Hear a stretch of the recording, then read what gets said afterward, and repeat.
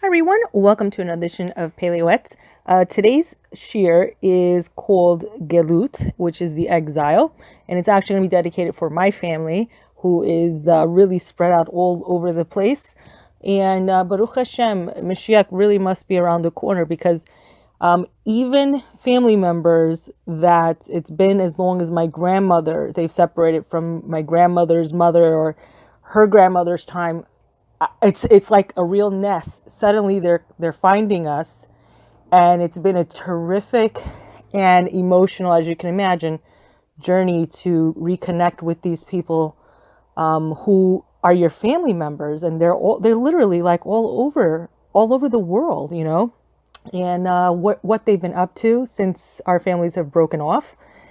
And a very exciting time, and I pray for that excitement that everyone should really experience that joy at least once in their life. And sometimes, we are exiled. Sometimes it's a self-imposed exile for different reasons. We're going to get into a few of those things. And we're going to get into, when is a great time to go into exile. And there's certain times that it is good to leave where you're from, where your family is. There's certain times that it's great. And we're going to talk about it now. We're going to get into it. And it says, our sages in Avot 4:14 said, be exiled to a place of Torah. Granted, our sages also said, it is incumbent upon a man to live in the city of his fathers. It is as difficult for a man to wander from his home as it is for a bird to stray from its nest. And it's nearly impossible for a man to uproot from his homestead. Nevertheless, if it happens that a man is compelled to move from his home, such as in the situation described by our sages in Baba Metzia 75b, someone for whom it is bad in one city should go to another. Let him choose to be exiled to a city of Torah. He is guaranteed that his children will be Torah scholars, and he too will learn statutes and laws and will go on the path of the good. I think, it's true. I think there was a time where it was very difficult. I mean, unless you were literally kicked out of the family, you didn't really see people straying from their families as much as you do now. But unfortunately, we see it more now because people are taking up their parnasa somewhere else. Sometimes very necessary, I think, for certain people to have to get up and they have to move. But there are times, if you're in like what I like to call the shmutzla arts of hutzla arts, there are times where you need to go somewhere where you just have to be around the Torah. There is something about Yidden and the Torah. It calls to us. After a while, it's like eating junk food all the time, and then you get to the Torah, which is that your body needs it at some point. Like you can't sustain yourself on junk food all day long. And the Torah is that healthy food that, just revives you, has so much life and energy, and it just revives you and picks you back up.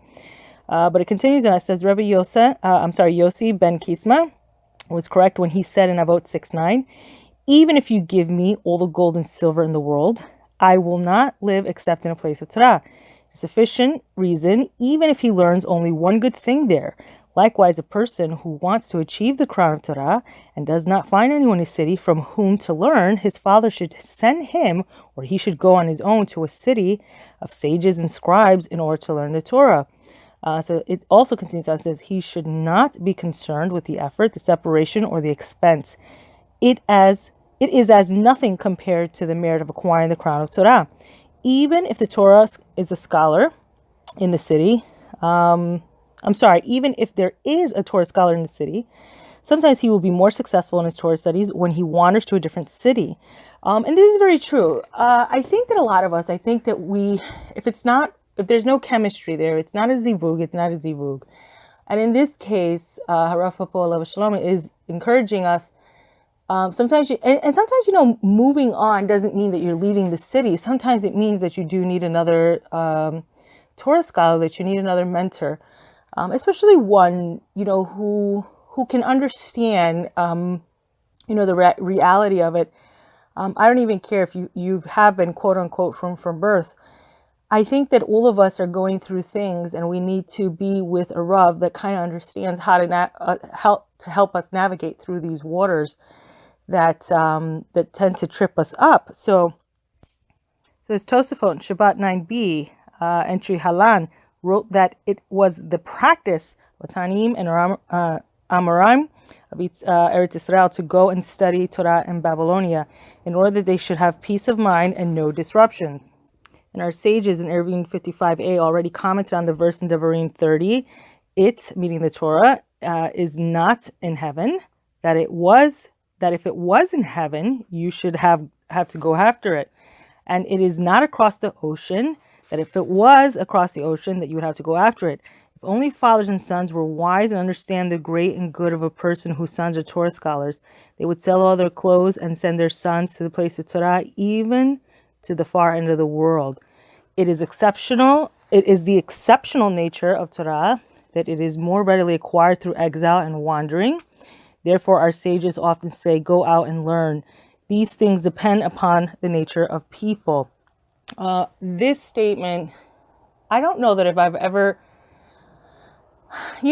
talk about God's timing. If I had read this statement even 2 years ago, I'm not sure I would have connected with it the way I connect with it now.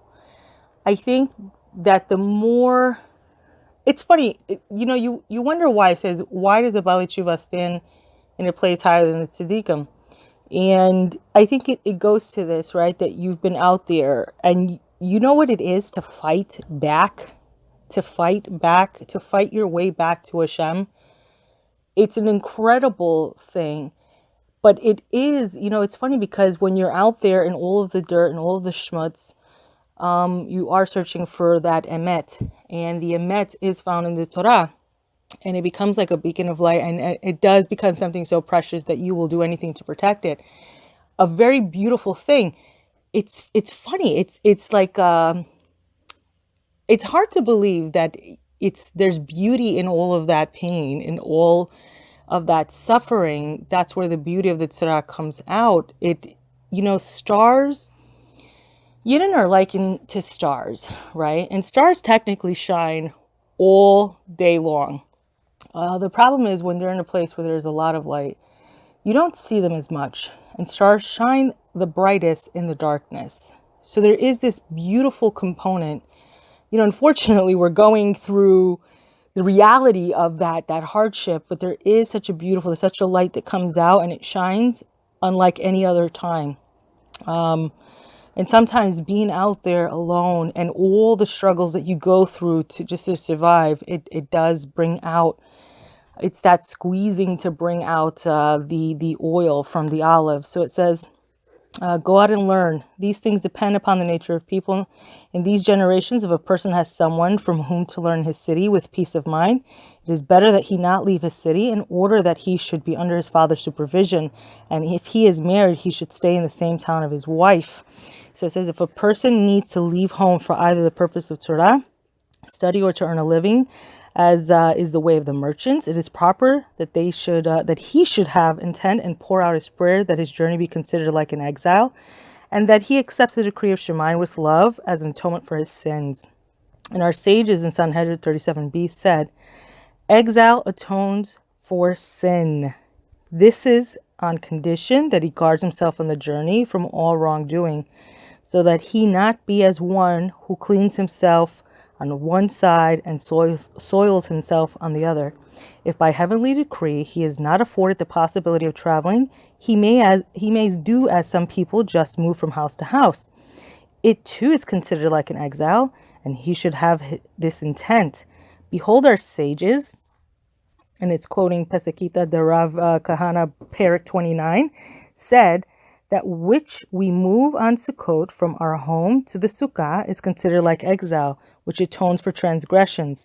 Likewise, when he goes from his house to the synagogue or the Beit HaMidrash on a dreary day, and he bears a freezing temperature, or if he stays the entire night in the Beit Midrash and is not as comfortable as sitting and laying down as if he is at home, and he should accept it all with love and happiness.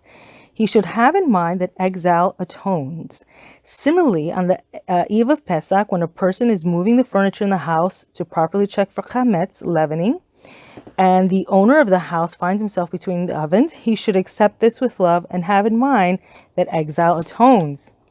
In related ways, Even the slightest travel or hindrance that he is compelled to do, whether for the sake of a mitzvah or earning a living, a man should intend and beseech it be considered like an exile which atones. Just as the sage in the Kohelet Rabbah 7:27 said, what difference does it make to me if it is an entire soul or just part of the soul?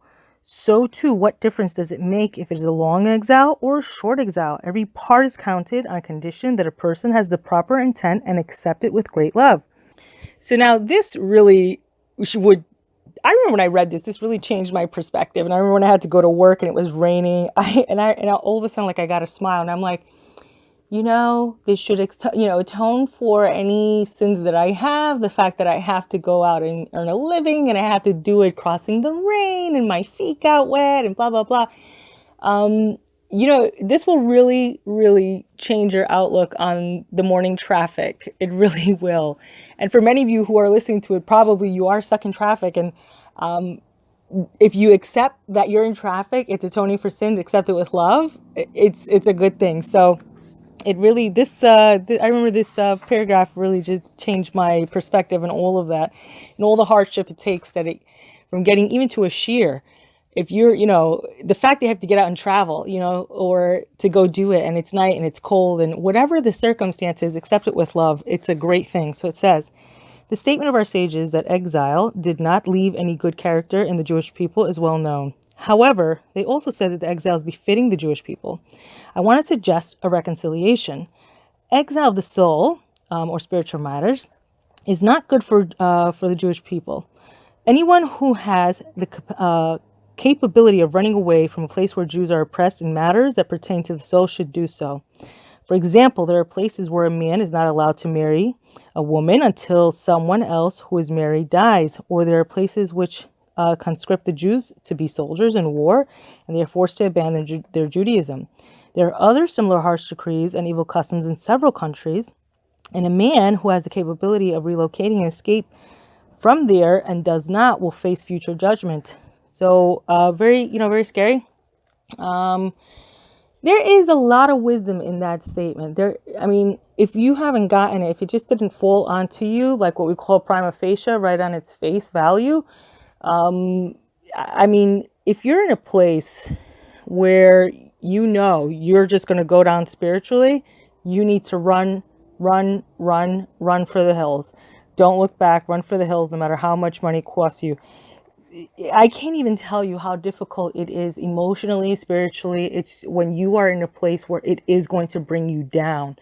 It changes you in a way that is very difficult sometimes. And has v'shalom, some people never come back. They get caught up in the schmutz, and they start to adopt the attitude, if you can't beat them, join them, in order to survive. But really what the sages are saying, don't even try to survive it. Get out of there. Get out of there. It's not for you, Habibi. So it says, it is more critical to run away from these places than it is to run away from a place where pestilence and plague, has v'shalom, rage. It says, if the reason people do not leave is because of their money, it too shall be lost. See, so there's not even a guarantee. If you're in like a workplace, it's a toxic environment, it's only going to bring you down, get out of there, or HaShem will take it from you, has v'shalom. So it says, our sages, Sanhedrin 112b, noted, who caused the righteous individuals to live by the wicked ones?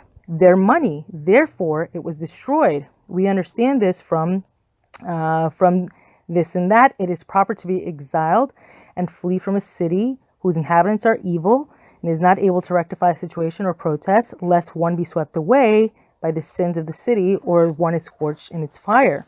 However, in regards to physical matters, exile is befitting the Jewish people. It is not good for a man to live in the cities of Italy or other European cities. Due to the freedoms enjoyed there, no man is able to protest against the wrongdoers, and the Jewish judges have no permission to adjudicate civil matters. Everything must be judged by Gentile judges, and no sage has the authority to penalize. As such, Yeshurun, nickname for the Jewish people, has grown fat and disobedient. Every man does that which is straight and crooked in his eyes, because there is no one who says what he should do or how he should act. The worst sickness is that people are not careful in regards to illicit relations, and the non-Jews are sexually permissive. The Gentile women dress immodestly and provocatively, and there are brothels. The Jews who dwell among them assimilate and learn from their actions. So now this is not really, I don't think this is like, this is very interesting, especially in this day and age, because there are a lot of cities and some countries, probably more so than others, that do have this laissez-faire attitude about, promiscuity and very interesting. He's making this as a point, which I'm sure was very, poignant and relevant in his time. But it's just funny how things just, what did Shlomo Melech said? Nothing is new under the sun. And we see that here. So it says, there is another sickness in the city of Europe, that the growing of beard is considered an embarrassment. This is very true. This is very true. But I think even in America, this is true. Like, people really get bashed on. I don't know what the bone to pick is with the beard, but it is. And I think for us ladies, we're always worrying about being made fun of because of the tichel. But I think men also go through a certain, with the tzitzit, the beard, and also wearing a kippah publicly. Perhaps for them, this is their version of the tichel. So it says, because of this, there are many Jews who live among them who shave their beards with a razor. Since permission has been given to the destroyer, and in like parentheses they have cutting of the beard, people do not differentiate between razor and scissors. There are many other evils that are facilitated by freedom, as well as corrupt customs such as theaters, circuses, and sensual contact. Hand to hand will not be cleansed of evil. This is not so in those countries under Muslim rule where the flag of Torah is flown high. According to the Torah, they encamp, and according to the Torah, they travel. The sages and communal leaders have the authority and power to break the chains of the wicked and to establish the Jewish faith in its proper position. So ironically enough, I think, and oh my gosh, like, I don't even know why this is blanking out. Because I hate to say it like publicly and not have like gone back and checked it officially. But I think in Spain, Jews kind of flourished under the rule of the Moors. And you can kind of see why, though. Like, put aside everything that we're seeing now, all the fighting and all that, there are a lot of things that we do share that are very similar. And that is things of modesty. I think in all, that is like probably the biggest thing we share. And it's not something to be taken so lightly. There is a direct correlation that when the modesty of the women goes down, also, at that you can see an increase of just waywardness everywhere.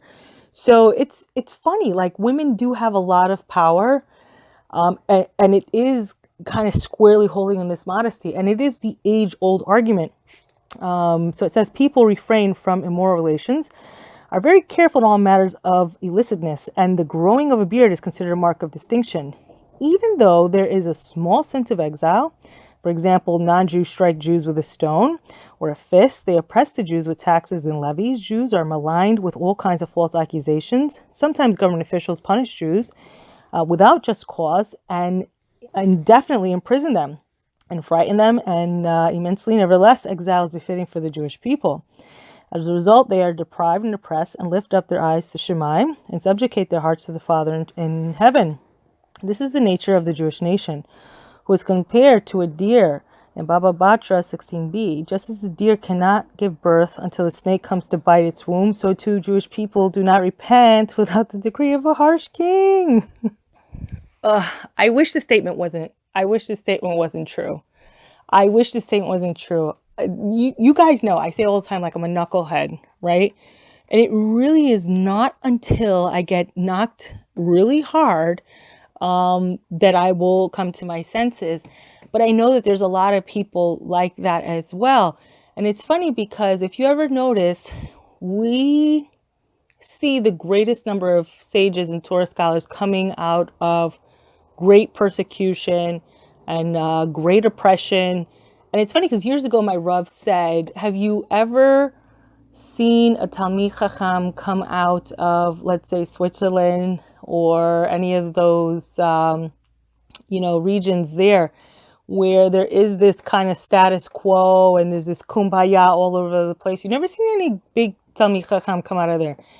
you see the big ones that come out of this great oppression. They've come out of these great hardships, and it's funny because it is almost like it is really indicative of the fact that we again we shine the brightest in the darkness. I wish it wasn't so, but it is so. I don't, we are like the deer. Until we get bit by the snake, we cannot give birth to something.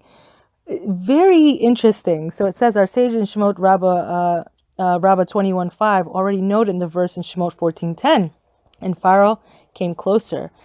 That Paro brought the Jewish people closer to their father in Shemaim, and the sages in Megillah 14a declared the removal of Achashverosh's ring and its transfer to Haman accomplished more than the 48 prophets and 70 prophetesses. Likewise, at the end of days, if the Jewish people do not repent on their own, HaKadosh Baruch Hu will establish a king upon them whose decrees are harsh as Haman's, returns them to the good path, and they will be immediately redeemed. But I pray that Chas v'Shalom that should not be the case, that we would come of our own accord. It says, similarly, according to the decree of the exile and oppression is the liberation of the sparks of holiness, as written in Shemot 1:12. As he oppressed them, so they increased and expanded. And the Kabbalists explain the verse in Kohelet 8:9. The time when a man ruled over a man is to be his detriment. That when a man of the shells of impurity rules over the man of holiness, it is to his detriment. For he extracts from him the sparks of holiness. And this is the meaning of the phrase in Gittin 17a, either in your shadow or in the shadow of Yishmael, but not under the domination of Edom, which is Christendom. So this is like really scary, because we see this today. We see that the nation giving the Yidden the biggest trouble right now is Ishmael, and so it's very clear we've and this goes back to the voice is the voice, that whole with Yaakov and Esav. It goes back to the same thing. If we're not crying out to HaShem, if we're not doing what we got to do, then this is when Chas v'Shalom that the trouble starts to rise for us. It's crazy scary how true all these things are. So it says, in truth, a man who fears God from his youth will find heavenly support in the cities of Edom to be a servant of God. For there are promising times for everything, and there are few distractions. Someone who wants to be a servant of God is able to do so in every place and be on guard from all matters of evil. In this context, the one who serves out of love is recognizable. Even so, it is proper for a man not to establish his dwelling there. On the contrary, it is proper for a man to uproot his dwelling from there. Even if one is confident that he is God-fearing individual, he's a God-fearing individual and refrains from wrongdoing, who is a guarantor that his children will be like him? This is very true. We are always one generation from losing it all. We're always one generation from losing it all. This is, I think, the biggest ness of the story of the Jewish people, that in every generation there was someone who was willing to pick up the Torah. There was someone willing to pick it up.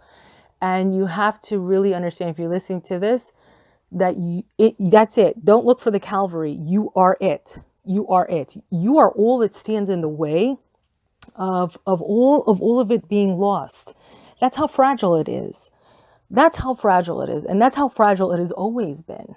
There is no guarantee that your children will come out. And we know this. We see this all the time. And you see this even with Goyim, that they raise their kids the right way. They give them all the right things. They do everything right. And still their kids come out and they go on a bad way, Chas v'Shalom. So we are always one generation from losing it all. And I pray that would never be the case, that Hashem will always, prevent that from happening. It says, if Chas v'Shalom, one of his offspring in a later generation, leaves the fold, the blood of his progeny is on his hands.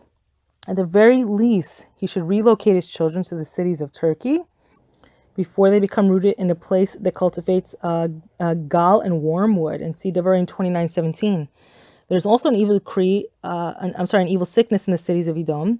in that they teach their children the wisdom of philosophy. Individuals who become identified with it are considered heretics and apostates. And about them it says in Mishlei 2:19, all those who come under her will not return, and they will not gain the ways of life. Granted that our sages in Sotah 47a said, the charm of the city is upon its inhabitants. And this is from the incredible wisdom of the omniscient one, that he purposely scattered the Jews, each man in his place where he resides. Nevertheless, a man whose eyes are open and gives attention to select the most appropriate place to dwell, and who has the ability to relocate, should escape and choose the best place for himself and his children to serve HaShem. So here we have it. It's no accident that we are where we are. But if you find yourself in a place that's not conducive to learning or to staying on that path, you need to fight to get to that place, and Hashem will help.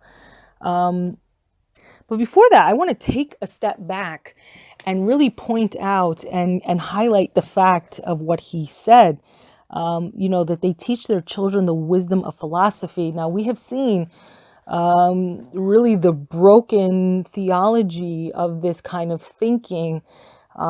This is really, this is like the Hanukkah story playing out all the time, every time. These poisoned philosophies, they seep in to the psyche, and they begin to really, I think if a person is not on guard, what ends up happening is that these foreign thoughts start to enter into the head. And once these foreign thoughts start to take root, it's very hard to uproot them at that point. And they become stronger and stronger until Has v'Shalom, it is very, we see this more and more, that Jewish, like, it almost seems like just about all that was Jewish about that person is now gone. We see this time and time and again. And I'm not going to point out, we see this, Has v'Shalom, I wish that all of Hashem's children should return back to him speedily. And it says, it is proper for us, even in a place where we are free from hardship and slavery, to recognize in ourselves that we are captive, oppressed, and downtrodden. Our inheritance is controlled by, let me articulate that a little bit. Our inheritance, I'm going to get my act together, guys, I promise. And it says, controlled by strangers and slaves, rule over us, and we should not go in ways of grandeur and opulence in regards to fancy clothes and ostentatious buildings. We should not have many parties and fun, nor should we raise our voices in song, percussion, and dances. Even a person who has been blessed by God with riches should not flaunt his wealth in front of non-Jews, for the jealousy of the Gentile nation is as harsh as the grave, and their eyes become darkened from even the little that they see, and they imagine that it is much greater. Therefore, men and women should conduct themselves with modesty, and they should not display their wealth and jewelry in front of non-Jews. When they build a house, they should construct the outside so that it looks like a hut in the vineyard. It is appropriate to be cautious, even for the jealous eye of a Jew, and all the more so a non-Jew. It is to be very concerned about the great danger of the evil eye of the Ayin Hara.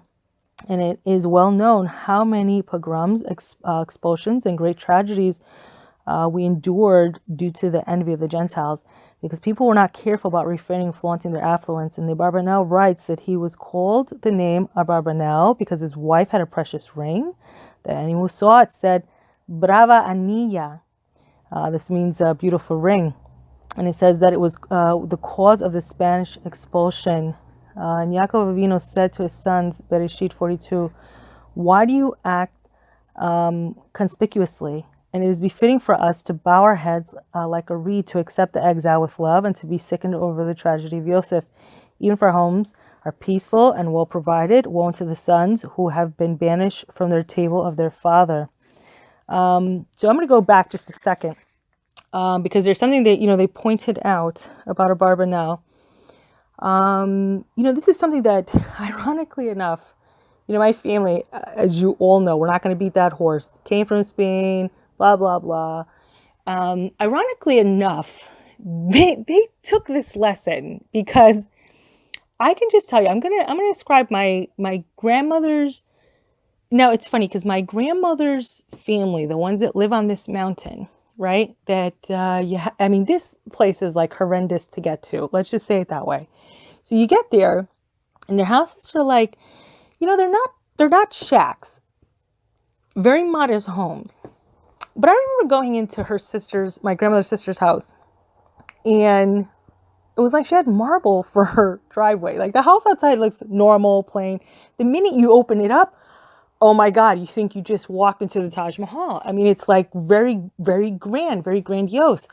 And it's funny because they really have brought this, they really did not flaunt. And for all intents and purposes, people who see them outside probably just thought they were a bunch of like, what we call in Spanish campesinos, that, they just, had a farm and they grew, things off the tree. And, but they were far from that. They really were far from that. And I really feel like they took this lesson and really ran away with it. They understood that there is this concept of jealousy. They don't really talk about what they've acquired to their siblings, and they don't talk about it with other people. This is one of those things. They really kept their things very privately. So now just to go a little bit further down, and we're just about done here, so we're just going to wrap up pretty soon. But just to go a little further down, when Yaakov Avinu is talking to his sons, and, when there was this whole, the whole famine coming upon Mitzrayim, I had heard it once that Yaakov Avinu was not suffering from the famine. He was not suffering from the famine. But for everyone on the outside, he also was, also going along, if you were, with the charade of, we have to find food and blah, blah, blah. So that would not draw attention to the fact that he was doing so well. So very, very interesting. And I always say, again, and I'm a student of my own lectures, but, modesty is not just about what you're wearing. It is also about the way that you're presenting yourself at all times. And this is a lesson. It is very easy to get carried away in laughter and all these things. And you have to keep this kind of dignified composure about yourself. But part of that means that you don't, flaunt everything you have all the time.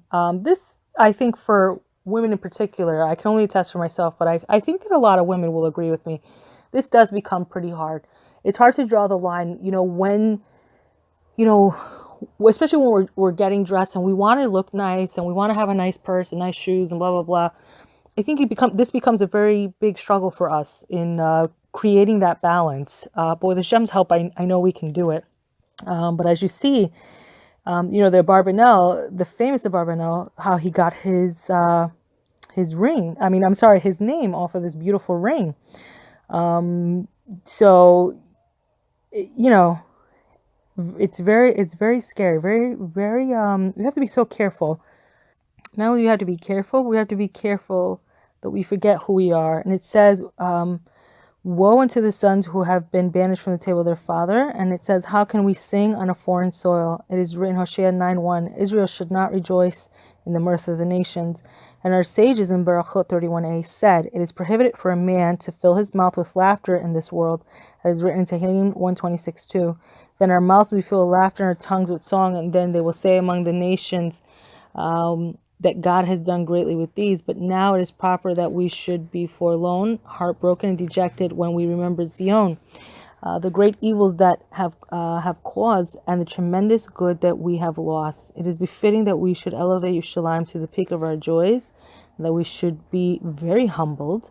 Because of this, God will think about us, and it says to refer back to Jonah 1:6. And he will hasten our redemption, and he will build the Beit HaMikdash in our days. Amen.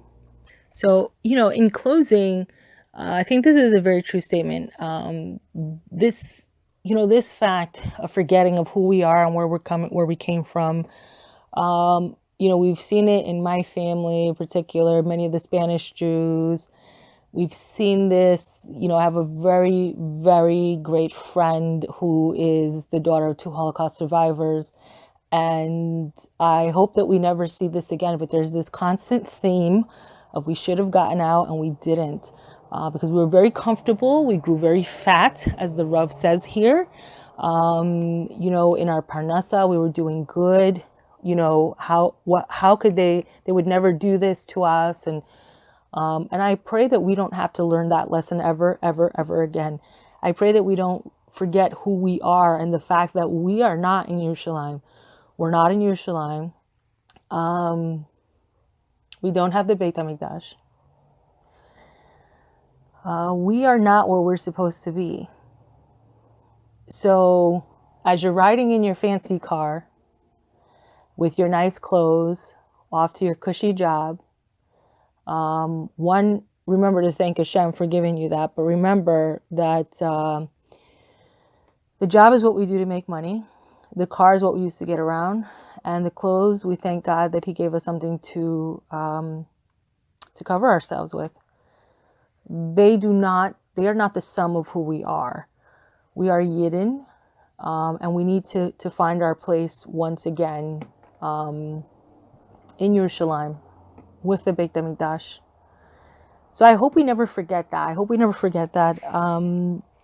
A very tough lesson, and I hope that we don't have to keep getting bitten by the snake. I think I've had my share. I'm good for a while. I don't know about you guys, but speaking of I'm good, that's it for today, and I hope we'll all be together again soon. Bezrat HaShem.